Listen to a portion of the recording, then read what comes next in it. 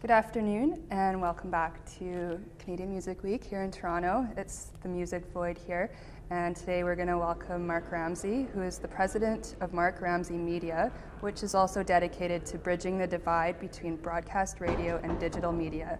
Mark also heads Radio Intelligence US, a leading and forward-looking research and marketing strategy company. Good afternoon and welcome to the Music Void, Mark. Thank you. Glad to be here. Can you tell our viewers a little bit more about what Ramsey Media does? Sure. The company's really aimed at merging traditional radio in particular with digital media so as to exploit all those opportunities and build out all the leverage points that radio inherently has, which are many, in the digital platform, and kind of educate both worlds more about each other so that they can work together more effectively. Can you sort of clarify a little bit between like radio analog versus online radio stations and digital radio subscription, like such as Sirius?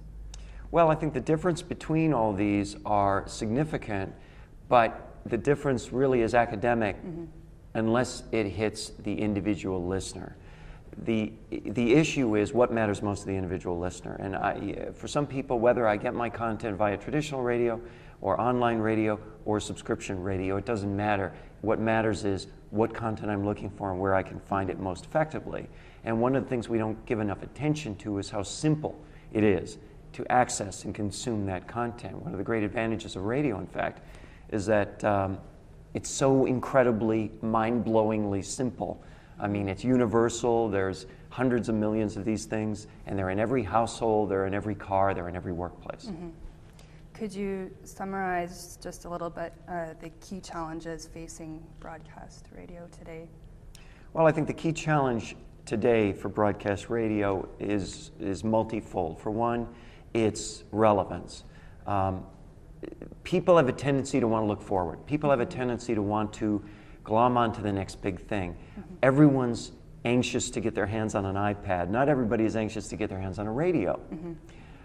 Most people aren't anxious to get their hands on the radio. So one of the key issues on understanding that fundamentally broadcasters, the creators of radio, are in the content creation, distribution, and consumer and advertiser connection business. And when you understand all that, then you can weave those pieces together more effectively so as to make each one of those constituencies happier with the outcome. Right, absolutely.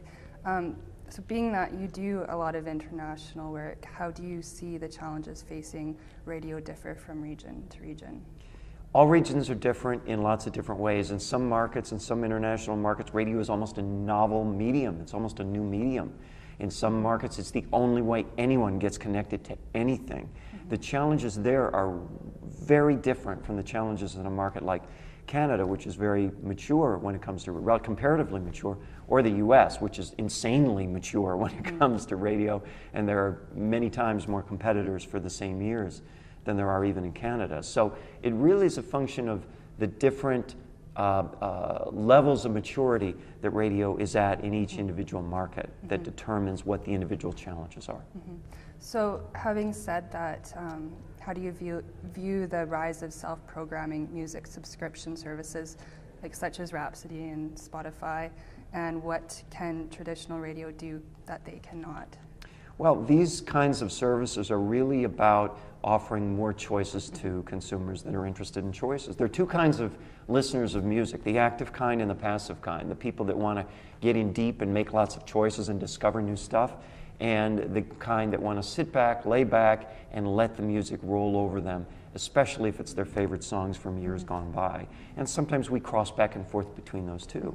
But the first kind are the kind that are going to be more tuned into the Rhapsodies and the Spotifys. And the second kind are going to be the kind that wait for the broadcasters to give them what it is that they want. So how would you say that, like, because radio is moving on from the 15 or 30-second radio audio spot, do you find any new approaches that are engaging consumers that radio is offering to its advertising clients? There are lots of new approaches that radio is offering, and many of them are available through digital platforms. To a great extent, radio now more than ever is recognizing that what it really offers is a way for advertisers and consumers to be connected across all platforms, across mobile, across over the air, on site, online, on the web, everywhere. And radio, because it's this powerful megaphone, which is really its primary benefit, that it has the ability to move a lot of people to one place at one time. If it's able to move them to places they want to go, be they mobile or online or in person or whatever, then it's a great advantage for advertisers. It's a great benefit to consumers at the same time. And these are opportunities that are novel only within the past few years. How do you feel that broadcast radio is addressing the massive opportunity offered by widespread mobile digital broadband? Well, the radio, first of all, is streaming, is providing its content across those platforms. Some radio outfits are streaming things more than just what they put over the air. One of the things I've long argued is it's great if you stream on the internet what you've got over the air, but wouldn't it be even greater if you stream things that you didn't put over the air? Isn't that the whole point? That you can use the internet to get all these things you couldn't otherwise get. And who better to provide that but radio? So for one, they're offering those kinds of streaming solutions through the internet and through mobile platforms. In addition to that, there's the ability to have mobile platforms which aren't about the what's over the air as much as it is about getting deeper into the experience of the radio station, discovering more artists, discovering more songs like the ones you like on the air. Just discovery, period. You can go deep into a playlist. You can read the song lyrics. You can experience video ads on mobile platforms. All of these things are available through services like Aircast, for example, is one that offers it, and many others throughout Canada, US, and internationally. Can you talk about radio intelligence a little bit and what your role is there? Radio Intelligence is an international company that provides consultation on how to create better broadcast properties and build audience for stations throughout the world.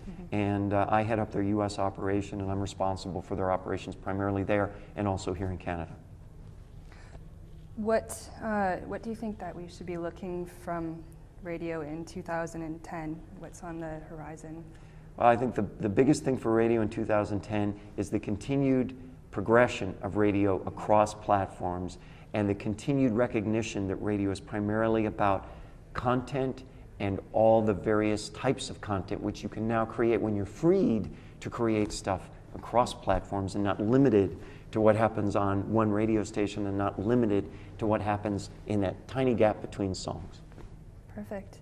You know, I think that I think you covered everything that we wanted to discuss today. So Mark Ramsey, thank you for speaking with the Music Void, and I hope you enjoy the rest of Canadian Music Week. It's my pleasure. Thank you.